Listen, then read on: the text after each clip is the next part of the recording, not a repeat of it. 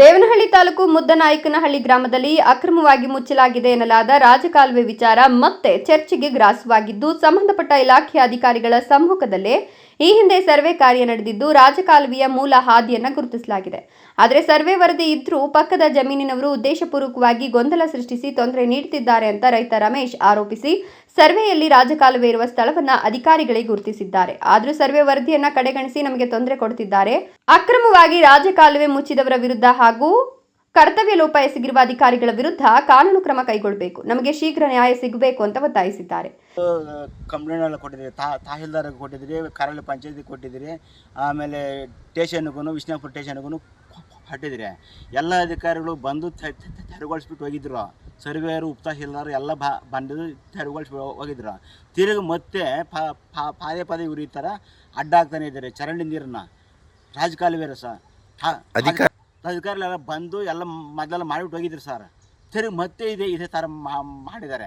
ಇನ್ನು ರಾಜಕಾಲುವೆ ಒತ್ತುವರಿಯಿಂದ ಆಗ್ತಿರುವ ತೊಂದರೆಯನ್ನ ಪರಿಹರಿಸಲು ಸ್ಥಳಕ್ಕೆ ಅಧಿಕಾರಿಗಳ ಸಮ್ಮುಖದಲ್ಲಿ ದಲಿತ ಮತ್ತು ಭೋವಿ ಸಮುದಾಯದ ಮುಖಂಡರು ಭೇಟಿ ನೀಡಿ ರಾಜಕಾಲುವೆಯನ್ನು ಸಂಪೂರ್ಣ ತೆರವುಗೊಳಿಸಲು ಆಗ್ರಹಿಸಿದ್ರು ಸಹ ಕ್ಯಾರೆ ಅನ್ನದ ಪಕ್ಕದ ಜಮೀನಿನವರಿಗೆ ಅಧಿಕಾರಿಗಳು ಸೂಕ್ತ ಕ್ರಮ ವಹಿಸಬೇಕು ಅಂತ ಮನವಿ ಮಾಡಿದ್ದಾರೆ. ಜೊತೆಗೆ ಶುಕ್ರವಾರ ಮಳೆಯಿಂದಾಗಿ ರಾಜಕಾಲುವೆ ಮುಚ್ಚಿರೋದ್ರಿಂದ ಮಳೆ ಮತ್ತು ಚರಂಡಿ ಕೊಳಚೆ ನೀರು ರಸ್ತೆಗೆ ಹರಿದು ಅವಾಂತರ ಸೃಷ್ಟಿಯಾಗಿದೆ.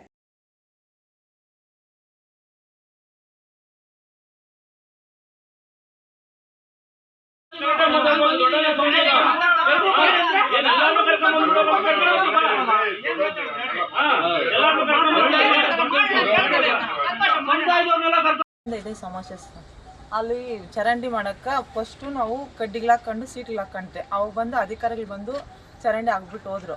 ಆಮೇಲೆ ಸೀಟ್ ಬಿದ್ದೋಯ್ತು, ನಾವು ಬೇರೆ ಸೀಟ್ ಹಾಕೊಂಡ್ರೆ ಅವಾಗ ಮಣ್ಣೆಲ್ಲ ತಳ್ಬಿಟ್ಟು ತರೋದು ಮಾಡ್ತಾರೆ. ಇನ್ನಾದರೂ ಸಂಬಂಧಪಟ್ಟ ಕಂದಾಯ ಇಲಾಖೆ ಅಧಿಕಾರಿಗಳು ಸ್ಥಳೀಯವಾಗಿ ಒತ್ತುವರಿಯಾಗಿರುವ ರಾಜಕಾಲುವೆಯನ್ನು ತೆರವುಗೊಳಿಸಿ ಕಾನೂನಿನಡಿಯಲ್ಲಿ ತಪ್ಪಿತಸ್ಥರ ವಿರುದ್ಧ ಕ್ರಮ ಜರುಗಿಸಬೇಕು ಅಂತ ಒತ್ತಾಯಿಸಿದ್ದಾರೆ. ಹೈದರ್ ಸಾಬ್, ಈ ನ್ಯೂಸ್ ಟಿವಿ, ದೇವನಹಳ್ಳಿ.